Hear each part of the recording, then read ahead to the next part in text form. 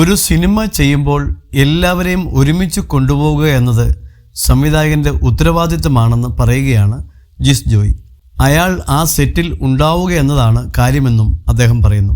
Cinema പ്രാന്തന് നൽകിയ അഭിമുഖത്തിൽ സംസാരിക്കുകയായിരുന്നു ജിസ് ജോയ്.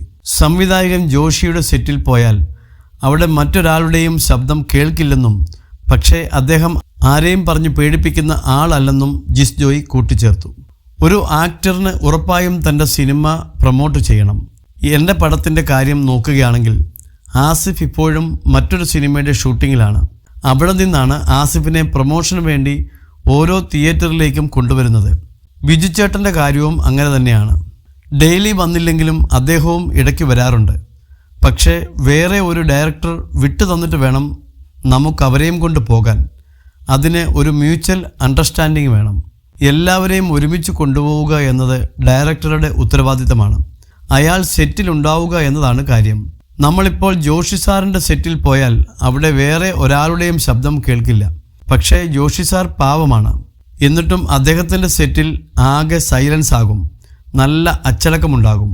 പിന്നെ സിബി സാറിൻ്റെയും കമൽ സാറിൻ്റെയും ഒക്കെ ലൊക്കേഷനിലും ഇങ്ങനെയൊക്കെ തന്നെയാണെന്നാണ് കേട്ടിട്ടുള്ളത്. എല്ലാവർക്കും അവരുടേതായ ക്യാരക്ടർ ഉണ്ടാകും. അത് സെറ്റിൽ വ്യക്തമായി റിഫ്ലക്റ്റ് ചെയ്യും. വളരെ അടിപൊളിയായി നടക്കുന്ന ഡയറക്ടർ ആണെങ്കിൽ ആ സെറ്റും അങ്ങനെയാകും. അത്തരത്തിൽ സിനിമ ചെയ്യുന്നവരുമുണ്ട്, ജിസ് ജോയ് പറഞ്ഞു.